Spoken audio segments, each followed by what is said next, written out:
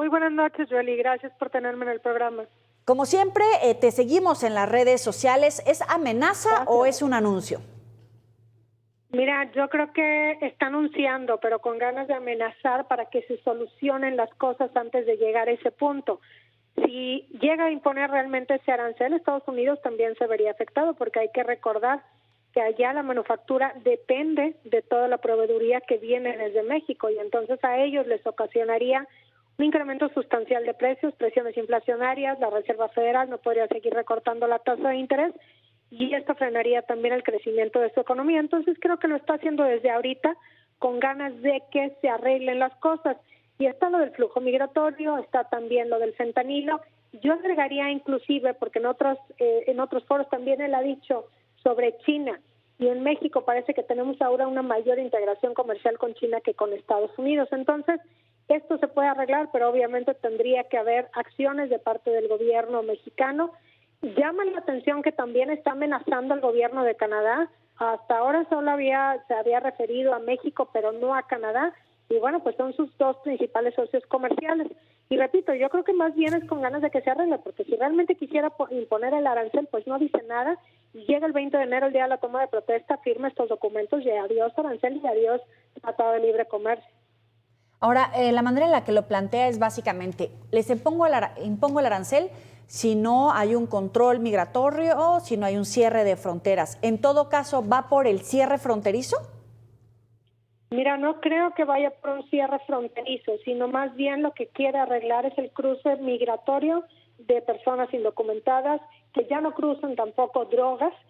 Y bueno, pues creo que esto no lo va a solucionar o no lo va a poder solucionar por completo, pero yo creo que quiere ver un avance, y sobre todo después de la administración de Biden, donde bueno, pues tuvo una estrategia de fronteras abiertas, entró mucha gente allá, y esto inclusive evitaría también que hubiera una deportación masiva de personas hacia México. Y bueno, pues la verdad es que lo del arancel del 25% sería equivalente a que se terminara el TEMEC, y para México pues llevaría rápidamente a una recesión a la economía mexicana, porque el 40% de la economía de México son exportaciones, de las cuales el 80% van hacia Estados Unidos.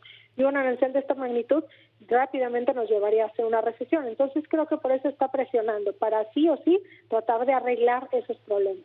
Entonces, no solamente es la medida en caso de que se haga una realidad, no solamente es violatoria, sino automáticamente vendrían todas estas consecuencias. Así es, sí sería violatoria del tratado, pero creo que inclusive él podría también decidir salirse del tratado. Y bueno, con Trump como que hay que ver, bueno, es un tipo negociador duro, y entonces él llega gritando, diciendo que va a hacer tal o cual cosa, no siempre cumple con sus amenazas, pero es distinto, por ejemplo, del 2016, cuando dijo que iba a sacar a Estados Unidos del Telecán, que no lo hizo. Sabemos que ahora pues se dio una renegociación y que en el lugar del Telecán entró el TEMEC. Ahora está hablando de este arancel, que significa pues que entre líneas él quiere seguir en el tratado, porque sabe que para Estados Unidos también es de provecho, solamente que hay que arreglar otros temas. Y Trump es muy del estilo de mezclar cosas.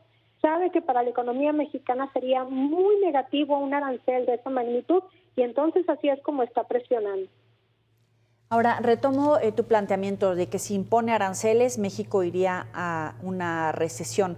Tanto México como Estados Unidos, ¿en qué situación, evidentemente, de crisis económica entraríamos al cierre de este año y con esta administración de la presidenta Claudia Sheinbaum?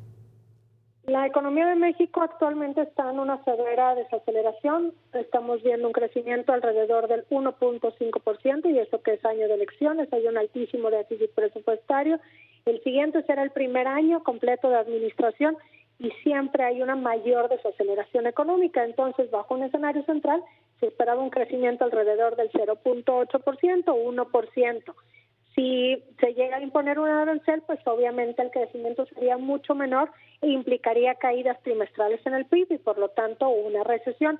Para el caso de Estados Unidos implicaría solamente una desaceleración económica. Para este año se estima que la economía de Estados Unidos crecerá alrededor del 2.8% y el siguiente año alrededor del 1.9%. Con un arancel de esa magnitud tendrían mayores presiones inflacionarias, la Reserva Federal no podría seguir recortando tan aceleradamente la tasa de interés, pero a lo mejor para ellos pues sería pues tener un crecimiento alrededor del 1.5%. Vaya, sería una desaceleración, pero no una recesión como en el caso de México. Claro. ¿Qué tiene que hacer en este momento el gobierno de México frente a esas amenazas, también frente a la posibilidad de revisar otras oportunidades, nearshoring, China, etcétera, que ya se han planteado poco a poco, que incluso el gobierno de México ha dicho que podemos observar otros planteamientos económicos para México? Pero en realidad, ¿qué tendría que hacer frente a estas amenazas? Porque el TEMEC está vigente y a partir de eso también otras posibilidades para mejorar la economía. Mira, Estados Unidos es el principal consumidor del mundo, de ahí allá va la mayor parte de nuestras exportaciones. Si en México se quisiera cambiar el modelo económico y ya no exportar hacia Estados Unidos, eso no se puede hacer de la noche a la mañana. Si decidimos ya no tener comercio con Estados Unidos, México entraría en una severísima crisis económica.